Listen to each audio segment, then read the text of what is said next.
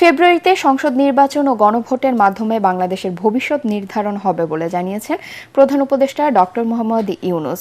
রাজধানীর একটি হোটেলে দক্ষিণ এশীয় উচ্চ শিক্ষা বিষয়ক সম্মেলনে তিনি বলেন, 12 ফেব্রুয়ারি জাতির জন্য গুরুত্বপূর্ণ একটি দিন। এ সময় পড়ালেখা করে কেবল চাকুরির দিকে না ঝুঁকে উদ্যোক্তা হতে তরুণদের প্রতি আহ্বান জানান তিনি। বলেন, জাতির ভাগ্য পরিবর্তনে তরুণদের স্বপ্নবাজ হতে হবে। Part of our responsibility in the past to organize this is a part of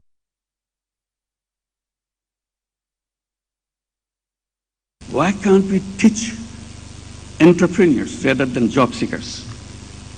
Tell young people you're not job seekers, you're job creators.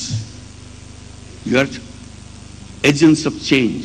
You create things the way you imagine.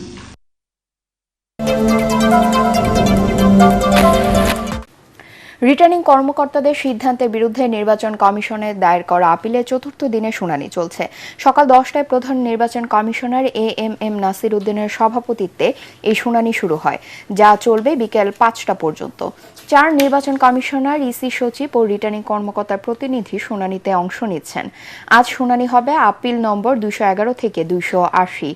এদিকে জাতীয় party সহ ফ্যাসিবাদের দোসরদের নির্বাচনে অংশগ্রহণের সুযোগ বন্ধের দাবিতে কিছুক্ষণের মধ্যে নির্বাচন কমিশনের উদ্দেশ্যে মার্চ করবে জুলাই ঐক্য।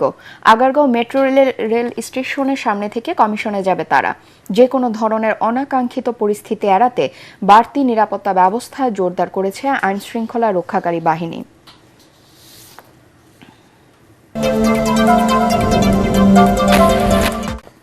জামায়াত আমির ডাক্তার শফিকুর রহমানের সঙ্গে ঢাকায় জার্মানির রাষ্ট্রদূত রুডিকার লোটস সৌজন্য সাক্ষাৎ করেছেন। সকালে রাজধানীর বসুন্ধরাস্থ আমিরের জামায়াতের কার্যালয়ে এই সাক্ষাৎ ও বৈঠক অনুষ্ঠিত হয়। এ সময় তার সঙ্গে ছিলেন দূতাবাসের পলিটিক্যাল ও প্রেস অফিসার শারনীলার নুজহাত কবির।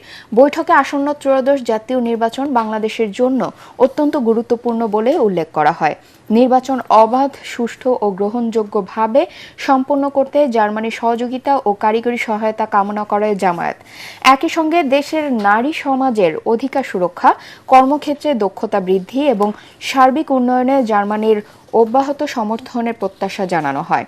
বৈঠকে বাংলাদেশের টেকসই গণতন্ত্র ও গণতান্ত্রিক প্রতিষ্ঠানসমূহকে আরও শক্তিশালী করার প্রয়োজনীয়তা নিয়ে আলোচনা সহ উভয় পক্ষ ভবিষ্যতে দুই দেশের মধ্যে দ্বিপাক্ষিক বাণিজ্য, বিনিয়োগ ও অর্থনৈতিক সহায়তা আরও বেগবান হবে বলে আশাবাদ জানান।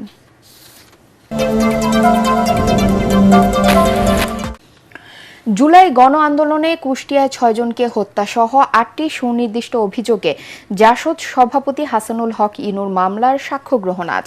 বিচারপতি নজরুল ইসলাম চৌধুরীর নেতৃত্বাধীন আন্তর্জাতিক অপরাধ ট্রাইব্যুনাল 2-এ হবে এ বিচারিক কার্যক্রম। পরে একই ট্রাইব্যুনালে গণ আন্দোলনে প্রথম শহীদ রংপুরের শিক্ষার্থী আবু সাইদ হত্যা মামলায় তদন্ত কর্মকর্তা রুহুল আমিরকে তৃতীয় দিনের মতো জেরা করবেন আসামি পক্ষের আইনজীবীরা। এদিকে ট্রাইব্যুনাল 1-এর রাজধানী রামপুরার কার্নিশে ঝুলে থাকা এক ব্যক্তিকে গুলি করা সহ 2 জনকে হত্যা মামলায় তদন্ত কর্মকর্তা আব্দুর রউফের জেরা অনুষ্ঠিত হবে। এছাড়াও এই ট্রাইব্যুনালে গাজীপুরের একটি মামলার বিচার কাজ রয়েছে। সকালে এসব মামলায় গ্রেফতার 15 আসামিকে ট্রাইব্যুনালে হাজির করা হয়েছে।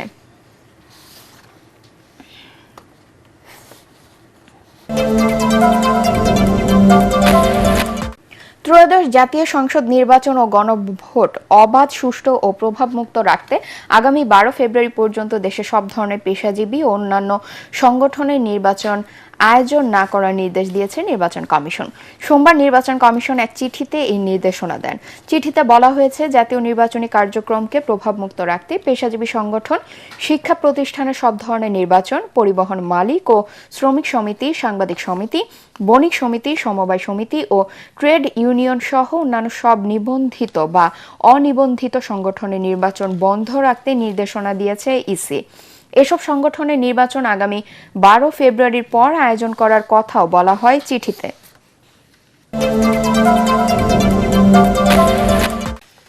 এদিকে নির্বাচন কমিশনের এই ঘোষণার পর প্রতিবাদে উত্তাল হয়ে ওঠে সিলেট শাহজালাল বিজ্ঞান ও প্রযুক্তি বিশ্ববিদ্যালয়।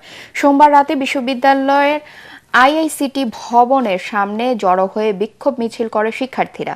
এ সময় তারা বলেন, জাতীয় নির্বাচনের অজুহাতে দীর্ঘদিন ধরে বন্ধ থাকা ছাত্র সংসদ নির্বাচন আরও পেছানোর সিদ্ধান্ত দিয়ে শিক্ষার্থীদের গণতান্ত্রিক অধিকারকে উপেক্ষা করা হয়েছে। অবিলম্বে ইসির এ ঘোষণা প্রত্যাহারের দাবি জানান বিক্ষোভকারীরা। একই দাবি মানা না হলে কঠোর কর্মসূচি দেওয়ার ঘোষণা দেন তারা।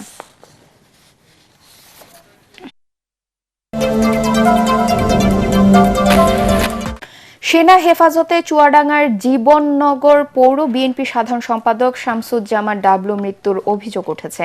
মঙ্গলবার দিবাগত রাত 1টার দিকে তার মৃত্যু হয়। মৃত্যুর সংবাদ ছড়িয়ে পড়লে রাতেই বিএনপি ও অঙ্গ সংগঠনের নেতাকর্মীরা বিক্ষোভ করে।